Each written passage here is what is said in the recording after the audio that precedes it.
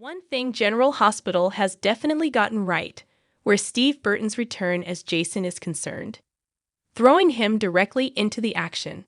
All too often, soaps try and drag this type of return out, having the character in question lurk in the shadows and spy on their loved ones before the inevitable moment in which they reveal their resurrection. But that wasn't going to do where Jason's return was concerned.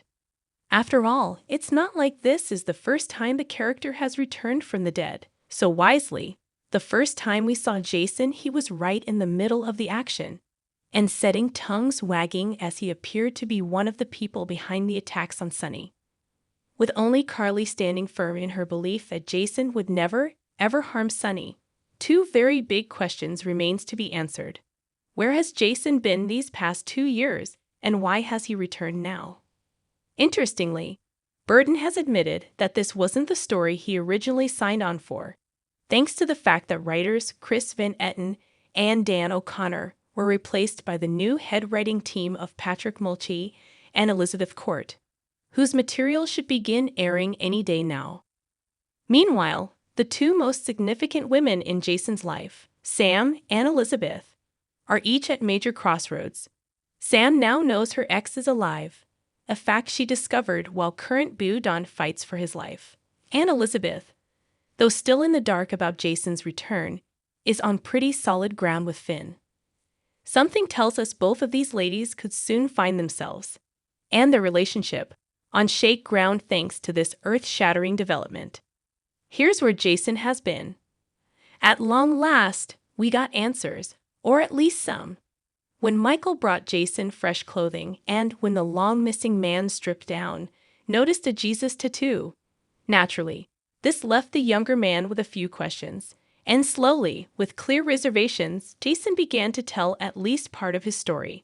Obviously, as we've all pieced together by now, he did not actually die in that tunnel collapse.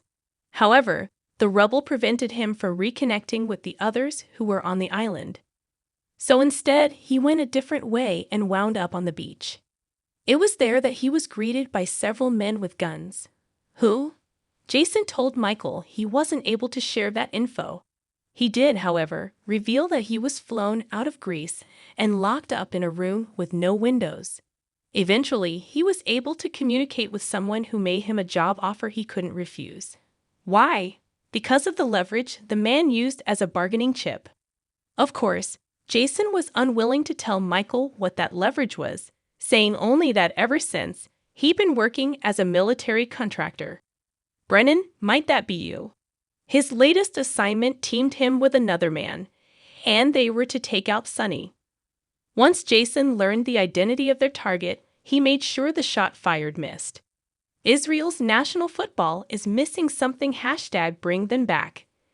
Asked if he would have returned to Port Charles had he not been given this particular assignment, Jason admitted he wasn't sure. However, he added that the job he'd been given wasn't yet done, and that if he failed to complete the missing, something bad would happen.